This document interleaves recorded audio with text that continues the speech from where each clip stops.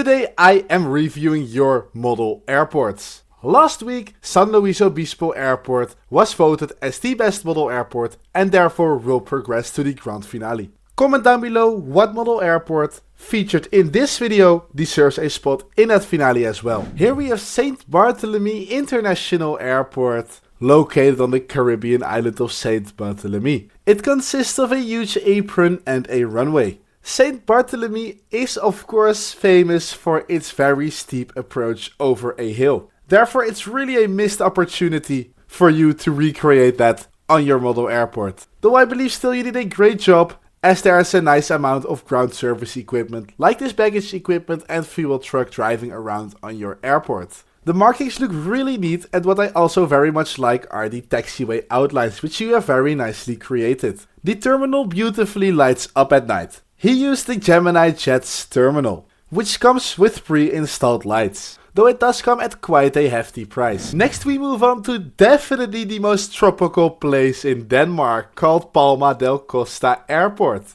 The airport is completely handmade with some really cool features, which we'll go over. I think the terminal is created with some wooden sticks. Also he added some very nice lights to the terminal, which makes it look lovely. Also he added some lights to the runway, which gives the airport a very nice and cozy effect at night. Also in this image this Beluga Airbus is actually flying. I'm very curious to know how you did that, as it doesn't appear to be on an aircraft stand. And finally, what gives the tropical touch to the airport is the sea that he created on one side, really easily using some blue paper. Overall, I think Palma del Costa is definitely the most tropical airport in Denmark. Here we have Maharaja Ranjit Singh International Airport in Punjab, India. This 1 to 400 scale airport consists of a single terminal and a runway, with some remote stands on the edge. A cool detail on the airport are the really tiny cones he has. And to me it is those details that matter. To fill in the space around the runway he used some modeling grass,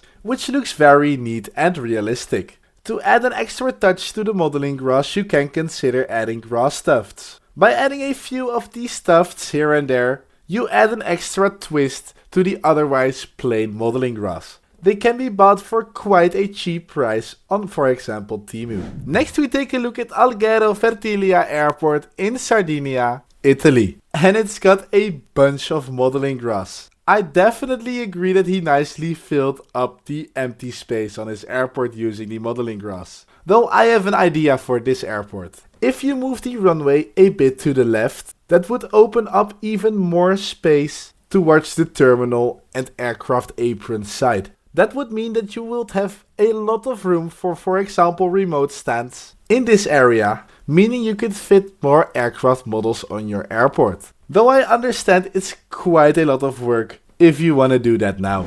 Here we have Charleston International Airport in Bakersfield, California, the USA. The diorama is only 30 by 50 centimeters. Though he did an awesome job using all the available space, as he fit a runway, a terminal and 3 stands for narrow-body aircraft. What I like is that around all of the aircraft is a bunch of ground service equipment. The catering trucks, baggage equipment and the parked ground service equipment right here really bring this airport to life. Not to forget all of the really tiny orange cones around the aircraft. And the same goes for the other aircraft stand. The only thing I'm curious about is that the ground marking states that this is gate C5 and on the terminal the aircraft is parked at B5. Though honestly that is just a small detail. And I think you've done an incredible job at building a model airport on such a tiny piece of material. Here we have Alpkahan Gungur International Airport in Berlin, Germany. The airport consists of a runway and a terminal building with a small cargo section in the corner. The airport looks really structured and he's got one very cool feature, as he has got advertisements around his airport. On the access road he has got a huge rental car advertisement. Together with the colorful trees, this makes nice scenery. Also he has got this advertisement tower and he added branding to the cargo terminal. Going to the air side of the airport, it looks very neat and organized as well. And the last cool detail what I really much like are the lights inside of the terminal, making this airport in my opinion definitely grand finale worthy. Though that's up to you, leave your comments down below. Here is James Walsh International Airport in San Francisco, the USA. It's a pretty big model airport that he fully self-built. A feature that this airport has and every airport in my opinion should have are all of the taxiway signs that he installed on the ground on the taxiways. On the left here, he nicely labeled the runway numbers at the holding marks. And also around the rest of the taxiways he nicely labeled them. Another cool detail around all of the taxiway lines is that he added some wear and tear marks. Every time an aircraft taxis and turns, the aircraft tires leave a bit of rubber on the ground, just like you see on the road or with Formula 1. And he nicely recreated this on his airport. Finally, he also added an LED strip on the edge of the runway, which looks really nice. And this 747, which just landed, has some cool smoke coming off the tires, which he nicely recreated. Here is LMT International Airport in London, England. It's a 1:200 scale airport, on which he has installed very nice runway lights. And they look very neat. On the end of the runway he has added green lights on one side and red on the other. Furthermore, the markings on the airport look really neat. My advice for you would be to add some more aircraft stands and markings on the airport apron. Here we have London Heathrow Airport in London, the UK of course, and it is fully made out of paper. Some cool features he added are the floodlights that he created using matchsticks and pins.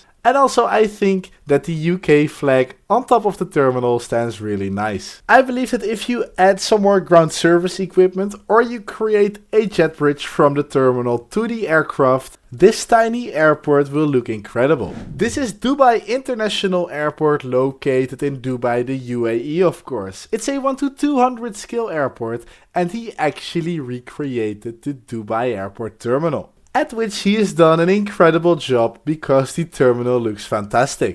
The paper jet bridges also look really neat. As this airport is built in the 1:200 scale, you can consider adding even more detail. For example, adding cones around the parked aircraft. And some tiny people I think would be possible in the 1:200 scale as well. And the final airport of today's episode is Iceland Keflavik International Airport located in Keflavik, Iceland. It's a custom 1:400 scale airport, on which he really nicely added night lights. On the taxiway center line and the center line of the runway he added some really nice lights, which make for such a cool effect in the dark.